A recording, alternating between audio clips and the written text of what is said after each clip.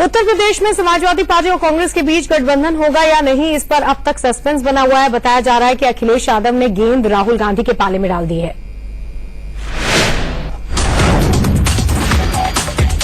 जब तक राष्ट्रीय अध्यक्ष के साथ में आजाद साहब की जो हमारे जनरल सेक्रेटरी प्रभारी हैं उनकी बात ना हो जाए, इस बारे में हम लोग नहीं कहेंगे। हम इंतजार करेंगे कि उनसे बात हो और उसके बारे में फिर हम बोलेंगे।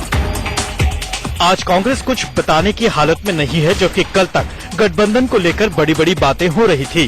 गठबंधन में पेंच तब फंस गया जब अखिलेश यादव ने 191 उम्मीदवारों की पहली लिस्ट जारी की।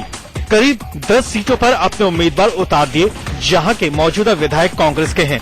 इस बीच गठबंधन का ऐलान करने लखनऊ पहुंचे राज बब्बर को दिल्ली बुला लिया गया। हालांकि बाद में बातचीत के लिए उन्हें वहीं रुकने को कहा गया। उधर समाजवादी पार्टी के तेवर भी बदल गए। मैं इतना जानता हूँ कि कार्यकर्ताओं का सम्मान पार्टी का सम्मान। गठबंधन की आवश्यकता नहीं है, सीधा सवाल है। बिल्कुल आवश्यकता नहीं, अनुकंपा हो सकती है। बताया जा रहा है कि अखिलेश कांग्रेस को 110 सीटें देने को तैयार हैं, जबकि कांग्रेस 135 सीटें चाहती है। रजत राकेश टंडन के साथ अरविंद चतुर्वेदी, लखनऊ, इंडिया न्यूज। बात करते हैं, हमारे संवाददाता अरविंद चतुर्वेदी हमारे साथ लखनऊ से जुड़ गए हैं। अरविंद जी, ये बताइए, कल जब किरणमयी नंदा ने प्रेस कॉन्फ्रेंस की थी तो उन्होंने कहा था कि 85 सीटों से ज्यादा हम किसी भी हाल में नहीं दे सकते। अब ऐसा लग रहा है कि 110 सीटों पर सहमति बन गई है, लेकिन कांग्रेस अड़ी हुई है 150 सीटों के लिए। क्या लगता है कि और मन बनाने के मूड में आएगी समाजवादी पार्टी या फिर गठबंधन मुश्किल लग रहा है?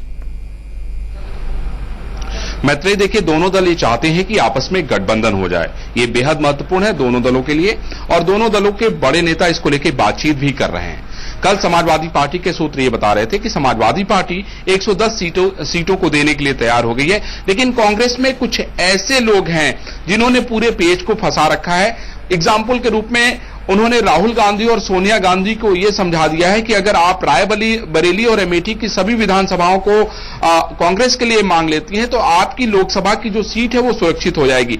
लेकिन वो इस बात को समझना नहीं चाहते हैं कि इससे पूरे प्रदेश में बहुत ही खराब संदेश जाएगा। और मैं किसकी तरफ इशारा कर रहा हूं मैत्रेय, ये किसी को भी समझने में देर नहीं लगेगी। वहां से एक बड़े नेता कांग्रेस के संजय सिंह, जो कि अपनी पत्नी के लिए टिकट मांग रहे हैं, उन्होंने बाकायदा ये बयान दिया कि हमारी बातचीत हो गई कि हम अमेठी और रायबरेली की सभी सीटों पे चुनाव लड़ेंगे, जबकि वहां पर 9 विधायक समाजवादी पार्टी के हैं। इसके बाद पूरे समाजवादी पार्टी में तूफान आ गया और पूरी की पूरी जो लिस्ट है वो रोक दी गई। फिर से समीक्षा हुई और समीक्षा के बाद ये निकल के आया कि कांग्रेस तो सिर्फ 54 सीटें जीत सकती है, हम ज्यादा से ज्यादा इनको 25 से 30 सीटें और दे सकते हैं।